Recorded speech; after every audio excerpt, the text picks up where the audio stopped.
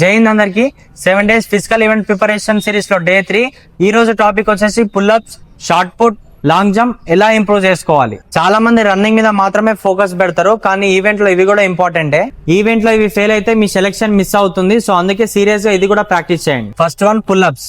ప్రతిరోజు maximum pullups కొట్టడం. అలా చేయడం వల్ల బాడీ రికవర్ అవ్వదు. అందుకే weekly 4 to 5 times quality practice చేయండి. గ్రిప్ షోల్డర్ విడ్త్ లో ఉంచాలి. బాడీని స్వింగ్ చేయకండి. చిన్ బార్ పైకి రావాలి. హాఫ్ పుల్అప్స్ కాదు, ఫుల్ రేంజ్ పుల్అప్స్ ప్రాక్టీస్ చేయండి. పుల్అప్స్ పెరగాలంటే dead hang, negative pullups, pushups, plank ఇవి కూడా ప్రాక్టీస్ చేయండి. ఇవి grip strength, back strength, core strength ని పెంచుతాయి. Second one shot put. చాలా మంది చేతి బలంతోనే విసరాలని ట్రై చేస్తారు, కానీ షార్ట్ పుట్ లో 60% లెగ్ నుంచి, 20% డిప్ నుంచి, 20% హ్యాండ్ నుంచి రిలీజ్ చేసే నుంచి వస్తుంది. షార్ట్ ని నెక్ దగ్గర గట్టిగా ఉంచండి.